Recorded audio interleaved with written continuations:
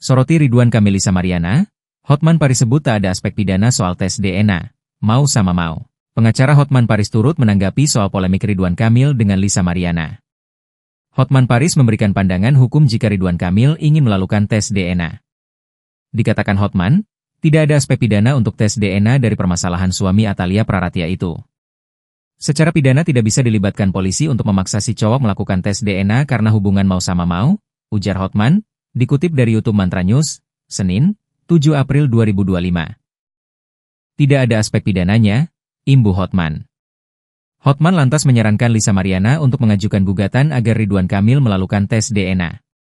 Jadi satu-satunya cara adalah kalau mau sama mau untuk melakukan tes DNA.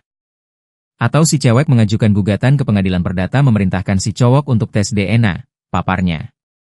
Meski begitu, kata Hotman, bukan hal yang mudah untuk pengadilan mengabulkan gugatan dari Lisa. Itu pun harus pintar bikin gugatan karena kalau putusan pengadilan hanya memerintahkan untuk melakukan tes DNA itu putusan perdata bisa tidak dilaksanakan, jelas Hotman. Jadi kalau mau di gugatan perdata si cewek itu memerintahkan untuk melakukan tes DNA dan sekaligus pengadilan memerintahkan untuk membayar denda misalnya 1 miliar apabila tidak dilaksanakan isi putusan, lanjutnya. Dijelaskan Hotman, Lisa tidak bisa memaksakan Ridwan Kamil mengaku sebagai ayah biologis anaknya tanpa tes DNA. Sehingga, pihak Lisa perlu mengajukan gugatan terhadap Ridwan Kamil dan meminta pengadilan untuk mengeluarkan perintah tes DNA kepada sang politisi. Jadi gugatan untuk meminta agar si cowok adalah bapak biologisnya itu nggak bisa karena belum ada tes DNA.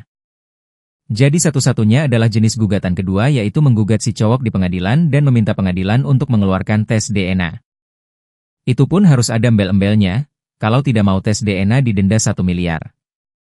Tergantung isi surat gugatan, urainya.